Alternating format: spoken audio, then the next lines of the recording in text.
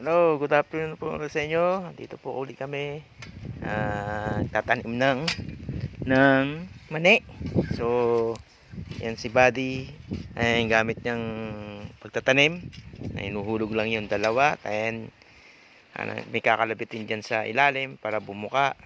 At mahuhulog na yung dalawang mani. At kusa na siyang nagtatanim sa ilalim.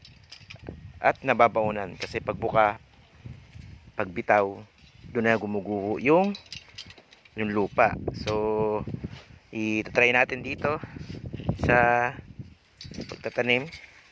So ito yung mani, yan yung mani. So dito natin shoot, subukan natin.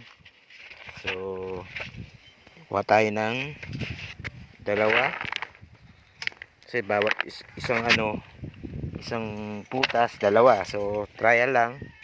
So yan siya, hulog natin itong dalawa. Ito yung dalawa yung mani.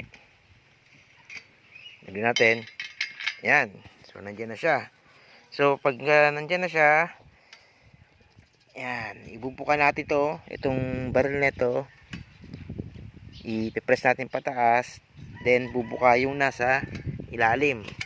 Ayan o. Yan. O, pagbuka niyan, tatabunan na siya ng lupa. So kaya natin uli yan. Tapos 1 foot uli, dito uli. Yan siya. Yan. Kuha ulit tayo ng dalawang mani. Tapos lagay uli natin dito. Yan, baba siya. Tapos bukas. Yan, bumukas o. Yan, nalaglag na yung dalawang mani. Sabay ano siya. O, pwede mong lagyan ng konting lupa para matakpan.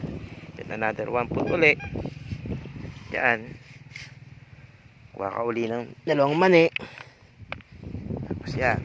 Okay, dito. Hop, nandun na siya uli. Bye. Press uli para bumuka. Pagbuka niyan, nandun na yung sa ilalim. Diba? Ang galing. Hindi ka na mahihirapan magyuko-yuko. Maganda itong mga na-invento ng mga magsasaka. Para mapadali ang pagtatanim. Ayan, si Buddy. Medyo malayo na siya. So, ginagamay pa namin to. Yung iba nakita ko mabilis. Talagang saglit lang. Pero ito ay subok lang namin. So, nandito na lang po muna. Sunduli, kapag nagkaroon na to ng mga tanim na to at tumubo na to, i-update namin kayo. Okay, salamat guys!